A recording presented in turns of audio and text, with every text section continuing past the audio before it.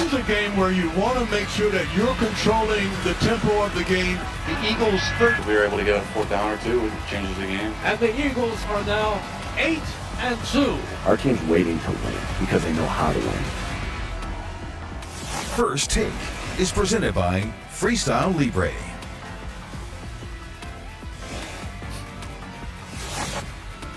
First Take on a Monday morning. Good morning, everyone. Shay Cornett, Stephen A. Smith here with you, Dan Orlowski, and yes, Cam Newton is joining us from the ATL. Good morning, everyone. Good How are morning. you Good feeling? morning. Hope y'all had a wonderful weekend. Feel great. I did.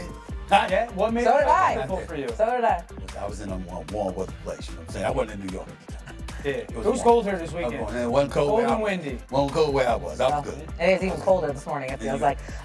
Let's go to last night, because the offense was cold for both teams, okay? Eagles and Lions, not much offense really from either team. The Eagles have now combined for 26 points in their last two games, which were both wins, by the way. The Lions were 3 of 13 on third down. They failed to convert on 5 fourth down attempts.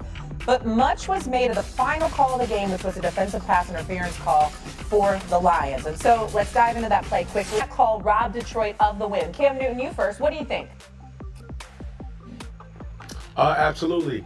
I mean, as you see this type of game unfold, you know that it's going to come down to an epic finish. Well, we were robbed for that because what happened to physicality in letting them play, ref? Well, we didn't see that. The ref made it about himself and said, hey, was it touchy? Yes, but was it that type of game? Absolutely. This was a defensive-esque game.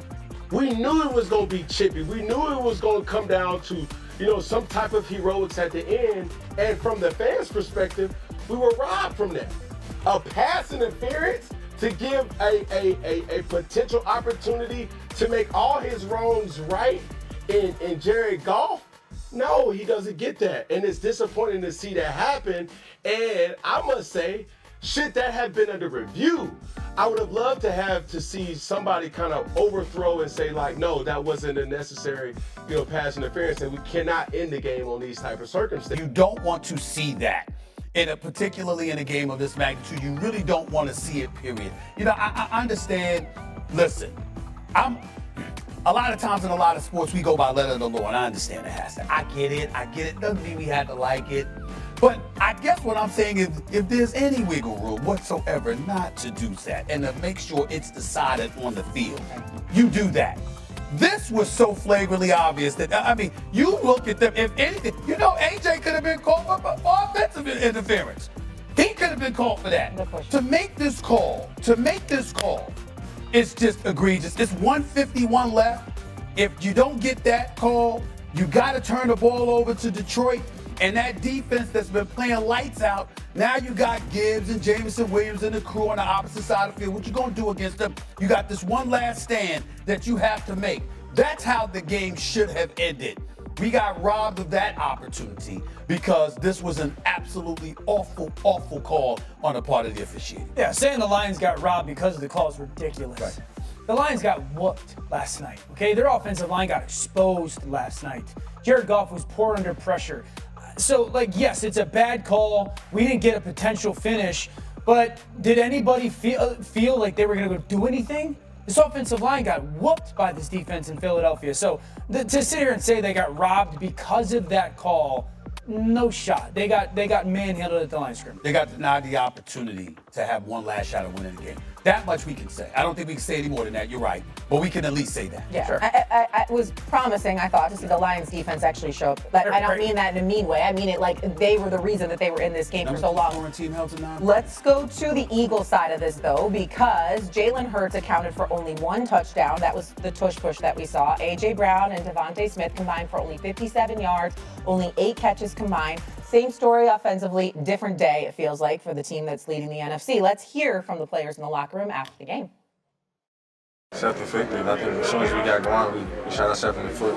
That's something that we can clean up. If somebody just beat us, then that's up to them. But, it's some things that we are doing. My main takeaways is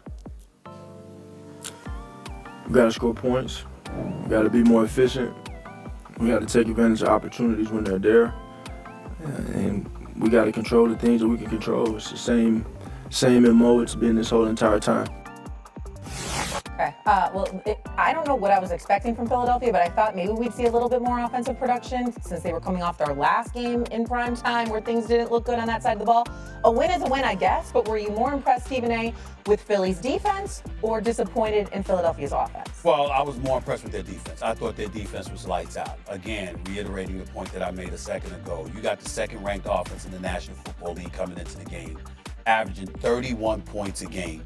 You didn't just beat them, you beat them down, okay? You pressured them all night long. You got sacks, okay? I'm looking at holding them to a season-low 9 points, only 13 first downs, going 3 for 13 on third downs. This is what we're talking about with the Detroit Lions last night. 0 for 5 with those fourth down calls. Yeah. I mean, completely shut down, beat up at the line of scrimmage. Dan Campbell takes over offensive play calling duties, registers a season high 44 points, 546 yards the week before. What did I say? Well, that was against the Commanders. Let's pump the brakes and let's see what's going to happen this week. And sure enough, they strolled into Philadelphia and they were absolutely awful. There is no way to slice it. And you got to have critics. I'm a fan of Dan Campbell's because he's a culture changer, but you got a lot of people that have looked at some of these decisions. You know how he's not risk averse. He will take chances. He will push the envelope. He will do those things. Last night was a time when it did not work to their advantage. And to me, Philadelphia showed me they can beat you up. And I don't think that's the kind of message that you want exposed about yourself if you're the Detroit Lions as the season wanes. Get physical with them, beat them up at the line of scrimmage, and guess what? You can sit up there and reduce them to the rubble they looked like last night. That's what they look like. We have not, and Jared Goff has had bad moments. He's had bad moments in the postseason. He's had bad moments in regular seasons in his career. We haven't seen him look this bad. He was bad last night, and it was because the Eagles were applying an awful lot of pressure, very, very little protection. Yeah, I'm praising Howie Roseman, the general manager for the Eagles. Sure. This Jalen Phillips edition big time feels like it's going to be the Von Miller addition to the Rams from years ago, the OBJ. This defense right now is the best defense in football along with the Rams and Seattle Seahawks. There's no way that anybody could tell me one is better than the other. This was a defense that was a little bit of a question mark to start the season. They weren't getting back to the quarterback. Phillips has been fantastic, both in the run and the pass. You're starting to see Jalen Carter start to play like Jalen Carter did last year. Ojomo's been great, and Kobe Dean being healthy. So I'm praising this defense. Their coverage unit is absolutely sensational. I think that where I kind of like fall off of this past weekend because the games were so great is there's 3 teams that I would sit there and say that are the class of the NFC. It's Philly, it's Seattle, and it's LA. When it comes to what offense am I most concerned with out of those 3, it's Philly. And Detroit was great. But Detroit was down, I think, 3 out of their 4 secondary starters, 4 out of 5 at some point. Yeah. And they locked Philly up in the pass game. There was no separation in the pass game. And so while I can sit here and say really good run defense in Detroit and hats off, they were great playing man-to-man coverage. My guy better than your guy. And for a team that has 2 elite ones, and Devontae's become a top 5 wide receiver this year, for them to lock them up as much as they did in their pass game, yeah, that gives me a little bit of like, this is going to have to get a little bit better offensively in Philly. Go ahead, Cam. Yeah, well, I'll say it this way. Howie Roseman, what he's been able to do over these 3 to 5 years is to put a masterclass of how to sustain success.